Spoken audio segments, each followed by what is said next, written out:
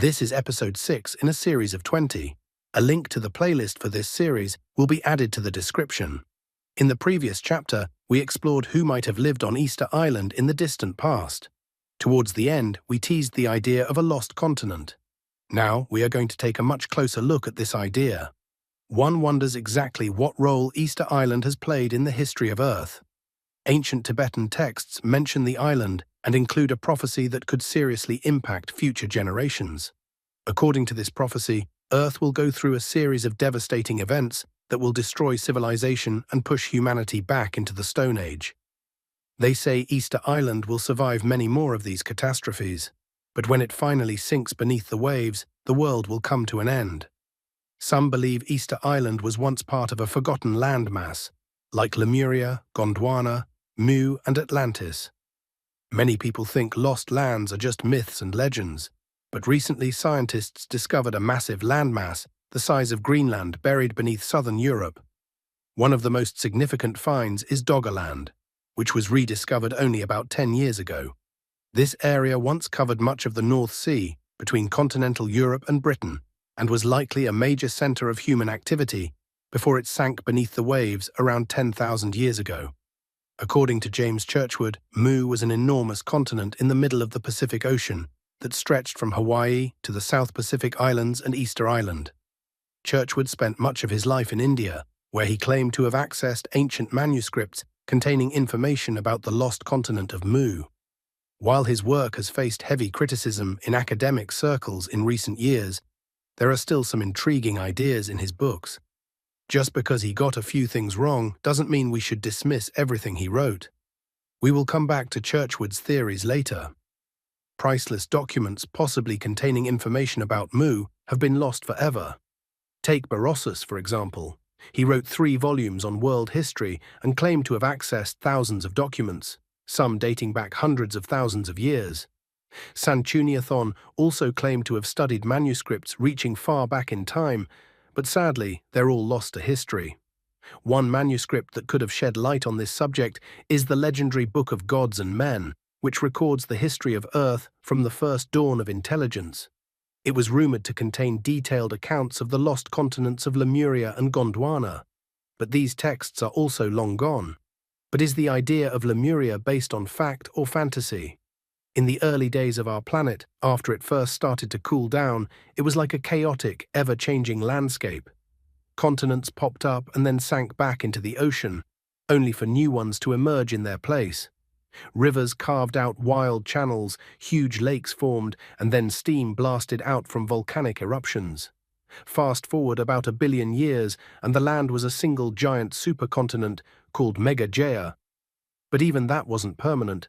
Roughly 300 million years later, another round of epic geological upheaval reshaped the world, creating new continents that would also be in a constant state of flux. One of these ancient landmasses is believed to have stretched across a massive chunk of what is now the Indian and Pacific Oceans. It covered everything from Madagascar and Sri Lanka to Polynesia, including Easter Island and reaching down to Antarctica. This lost land is called Lemuria. People who believe in it think it existed around 250 million years ago during the Permian period. However, it supposedly vanished about 60 million years ago due to a massive upheaval at the start of the Tertiary period. Some islands in the Indian Ocean, like the Seychelles, Maldives, Laccadive, Chagos, Saya de Malha, and maybe even the Cocos Islands, are thought to be the high points of Lemuria.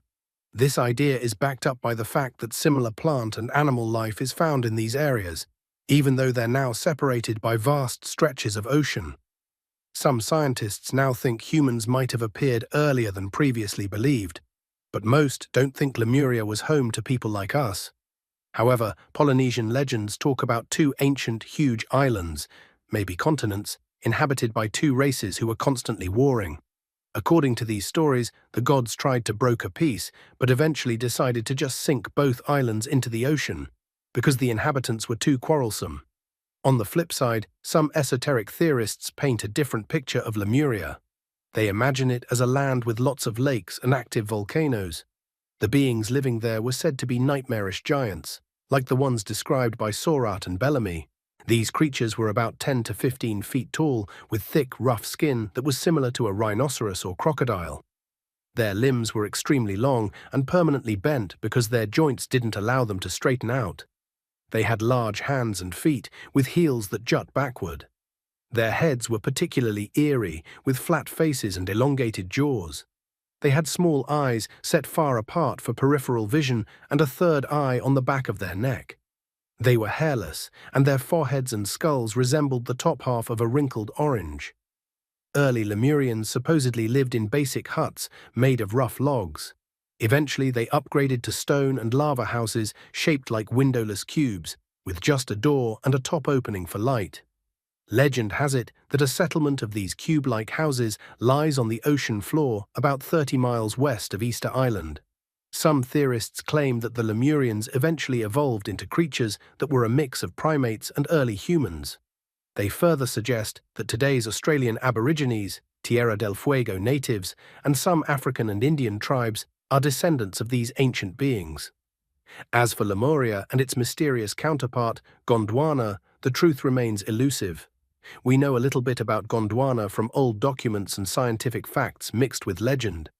Tibetan texts even suggest that Gondwana was an advanced civilization long before the moon was in our sky. They built massive houses of crystal that we might imagine as something like modern skyscrapers. The ancient Greeks might have had Gondwana in mind when they referred to pre-lunar men.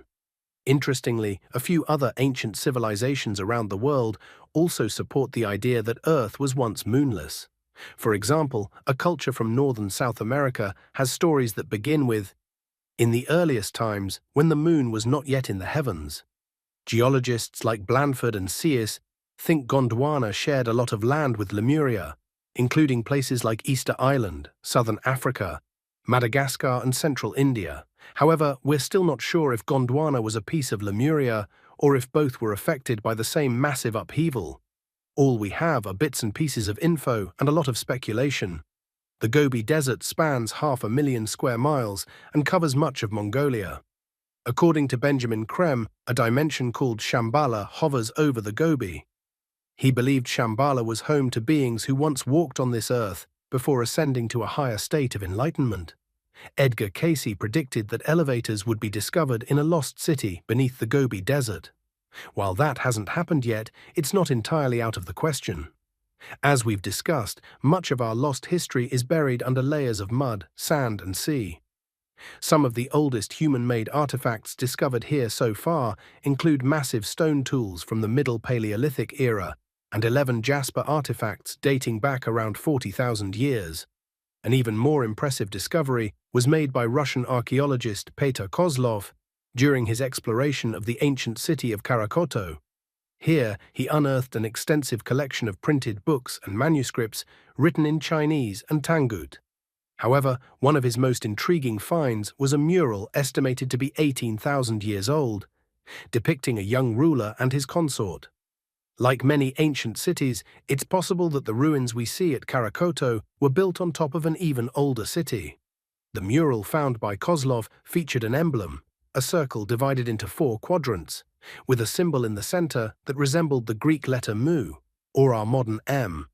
In schools today, students are still taught that the Phoenicians invented the alphabet, which was then supposedly adopted by other nations and used across various fields like science, religion, and culture. However, modern language studies suggest that the Phoenicians actually borrowed it from the Egyptians. The Egyptians are credited with many innovations, including mathematics, geometry, surveying, metallurgy, and astronomy. But how can we give the Egyptians full credit for inventing writing if similar systems were used all over the world? While the Egyptians were skilled sailors, they probably didn't spread their writing system all over the world. The discovery of the letter M in the Gobi Desert by Kozlov points to an entirely different scenario. Let's return to the theories of Colonel James Churchward, an unconventional thinker who had some very interesting ideas about ancient peoples. He believed that Egyptian culture, along with those of the Chaldeans, Babylonians, Persians, Greeks, Hindus, and Chinese, all stemmed from a lost world called Mu, often called the Atlantis of the Pacific.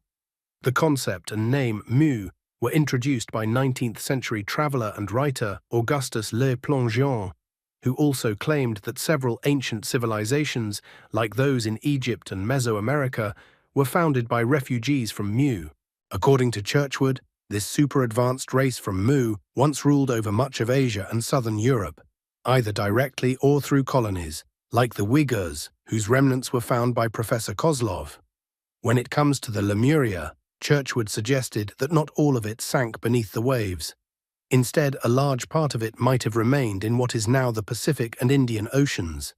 He imagined it as a massive triangular island with Australia at its center, stretching from Antarctica at the base and extending parallel to the east coast of Africa and the west coast of South America. For Churchward, this was the original great motherland of humanity. In 1868, Churchward was in India during a famine, helping a Buddhist priest distribute aid. As an avid amateur archaeologist, he got interested in some bas-reliefs that the priest claimed were created by two Nakal holy brothers, sent from Mu to share their wisdom. The priest mentioned that other ancient tablets inscribed by these Nakals were kept in the secret archives of the temple. Curious, Churchward asked to see these tablets. After some hesitation, the priest agreed, partly because he was intrigued himself. After years of study, Churchward deciphered the tablets and discovered they detailed the creation of Earth and humanity.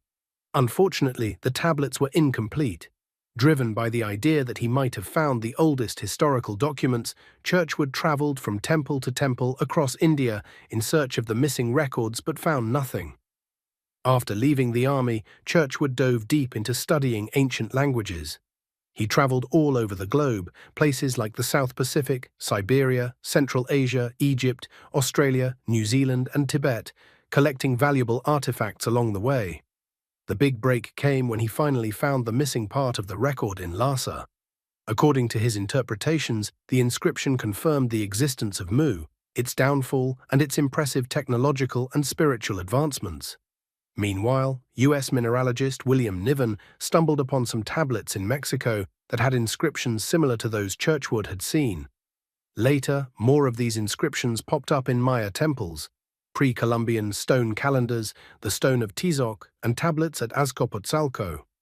Decades after that, similar writing was discovered on Easter Island and on vessels found in 1925 near Vichy.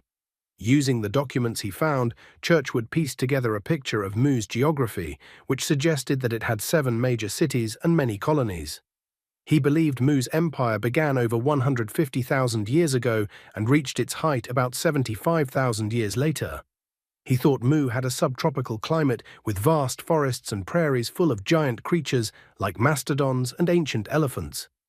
The population was made up of 10 tribes, totaling around 64 million people, all under a single government. According to Churchward, the dominant race in Mu were the ancestors of the Aryans. They looked like us, but were taller, with bronzed skin, blue eyes, and black hair. Churchward claimed that Mu faced 2 major disasters, with the second one around 12,000 years ago, leading to its ultimate destruction. According to the Lhasa tablets, the fall of a star named Baal triggered a major catastrophe. It's said that when this star crashed into the Earth, it caused massive damage. The 7 cities with their temples and golden gates were shaken, a huge fire erupted, and smoke filled the streets. People panicked and rushed to the temples and palaces. The king, who had apparently predicted the disaster, told them that they were all doomed. He said a new race of humans would rise from the ashes. Unfortunately, we don't know much more because another disaster later wiped out the archipelago that survived the initial destruction. This archipelago was thought to be one of the 7 great cities Churchward mentioned. In 1686–87, during a voyage of the British ship, the Bachelor's Delight, led by Edward Davis, a Dutch officer, spotted a fair high island off the west coast of South America. They named it Davis Land, and it seemed like part of an archipelago. But a year later, other ships couldn't find any trace of these islands. It's thought that a massive disaster swallowed them all up, leaving only Easter Island behind. Geologist J. Macmillan Brown suggested that the remains of the ancient Easter Island civilization can only be explained by the existence of this now submerged archipelago, with Easter Island serving as the sacred cemetery for these lost lands. the basic theory of Churchward had some solid backing. For example, before Europeans arrived in the Pacific, people on scattered islands across Polynesia, Micronesia, and Melanesia had no knowledge of each other. Given their primitive navigation skills, it seems impossible for them to have traveled to each other in ancient times. Yet these cultures share similar languages, customs, dress, traditions, and religious beliefs. Italian scholar Egisto Rogero, in his work Il Mare, pointed out that people from the Sunda Islands, the Moluccas, and the Philippines are quite different from both mainland Asians and Melanesians. He classified them into two main types: coastal Malays, who are Mongoloid, and a fairer race that regressed into barbarism and lived in the interior jungles. Rogero also highlighted the presence of Aryan-like groups in the Ryukyu Islands, Hokkaido, and southern Sakhalin. He described these people as having features similar to Western whites, with particularly beautiful women whose complexion is comparable to Sicilians or Andalusians. Rogero speculated that this oceanic race might have originated from an ancient, now-lost continent. He wondered if these Polynesian islands could be remnants of this once great land that had disintegrated over time. While it's just a theory, there's a lot to back it up. For one, the appearance and languages of people across these islands are strikingly similar, stretching from North America all the way to Asia. Churchward pointed out that the archaeology of the Pacific Islands also supports this idea. For example, you've got massive ruined walls near Leyte in the Carolines, slender pyramids in Tabituea, red marble columns in the Marianas, and a huge stone arch in Tongatabu.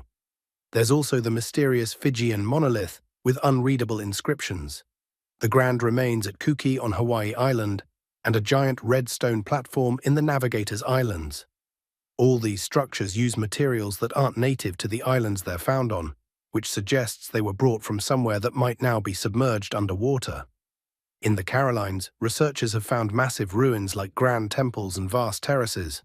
Nan Madol is one of history's greatest mysteries and a major challenge to the rigid beliefs of mainstream science. Since it can't be easily explained, many in the scientific community choose to overlook it rather than confront the unknown. Churchward believed there were also impressive underground passages on Ponape in the same group, which he linked to one of the great cities of Mu. These discoveries remind us of ancient legends about giant tunnels and significant myths still known in Asia.